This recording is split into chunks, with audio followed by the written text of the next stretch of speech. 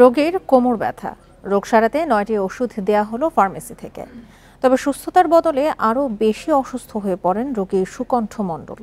বর্তমানে আইসিইউতে ভর্তি সুকণ্ঠের 2টি কিডনি নষ্ট বলে জানিয়েছেন চিকিৎসক।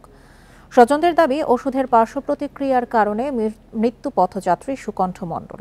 এখন জন্ম সনদ দিয়ে খোলো বিকাশ স্টুডেন্ট অ্যাকাউন্ট। নিজের বিকাশ নিজে কর। এ বিষয়ে আলোচনা করতে আমাদের সঙ্গে যোগ দিচ্ছেন সোহরাওয়ার্দী মেডিকেল কলেজ হাসপাতালের মেডিসিন বিভাগের সহকারী অধ্যাপক মোস্তফা কামাল রৌফ। জনাব মোস্তফা কামাল রৌফ, আপনাকে স্বাগত জানাচ্ছি ইন্ডিপেন্ডেন্ট সংবাদে। জনাব মোস্তফা কামাল রৌফ, আপনি নিশ্চয়ই আমাদের প্রতিবেদনটি দেখেছেন এবং আমরাও যেমনটি দেখছি যে চিকিৎসকের পরামর্শ ছাড়া ফার্মেসি থেকে ওষুধ কেনা এবং খাওয়া এটি একটা সাধারণ ব্যাপারেই পরিণত হয়েছে। এটি কিভাবে বন্ধ করা যায়? দেখেন, আমাদের দেশে প্রেসক্রিপশন ছাড়া ওষুধ দেওয়ার জন্য শুধুমাত্র কিছু ওটিসি ড্রাগ আছে। এর বাইরে কিন্তু প্রেসক্রিপশন ছাড়া ওষুধ দেওয়ার নিয়ম নাই।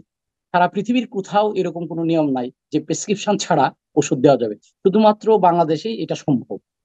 আমাদের যে সিস্টেমটা, এই সিস্টেমটাই আমাদের স্বাস্থ্য ব্যবস্থাকে দুর্বল করে দিয়েছে।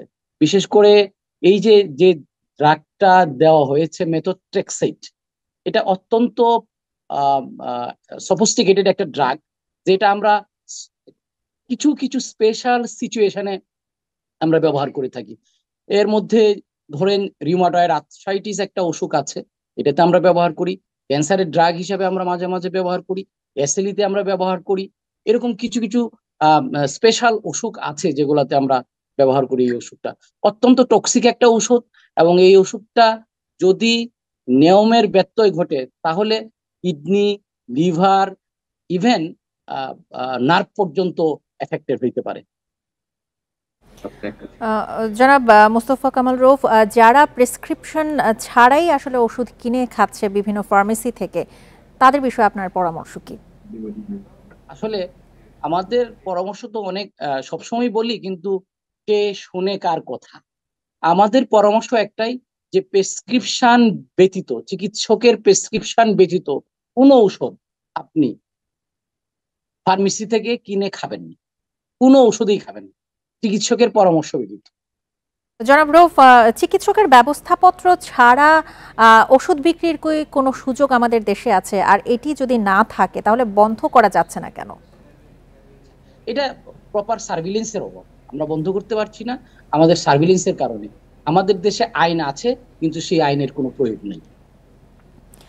দেখুন, এই দু একটি ঘটনা ছাড়া কিন্তু এরকম অসংখ্য ঘটনা আমাদের আশেপাশে ঘটছে, কিন্তু আমরা কিন্তু সেগুলো নজরদারি করতে পারছি না। তাহলে ফার্মেসি গুলোতে প্রশাসনিকভাবে কেন নজরদারিতে আনা হচ্ছে না? দেখেন, প্রত্যেকটা দেশেই ফার্মেসিতে কিন্তু একজন রেজিস্টার্ড ফার্মাসিস্ট থাকে। আমাদের দেশে যে ক্লাস 8 পাস, যে ক্লাস 10 পাস, যে মেট্রিক পাস, সেও কিন্তু একটা ফার্মেসি দিয়ে গ্রামে গঞ্জে কিন্তু ডাক্তার সেজে বসে আছে। হ্যাঁ, আমরা যদি এগুলাকে তদারকি না করি, এরকম অহরহ ঘটনা প্রতিদিন ঘটছে আর ঘটবে। জনাব রৌফ, আমরাও চাই এই সমস্যার দ্রুত সমাধান হোক এবং আইনের আওতায় আনা হোক। আপনাকে অসংখ্য ধন্যবাদ জানাচ্ছি আমাদেরকে সময় দেওয়ার জন্য।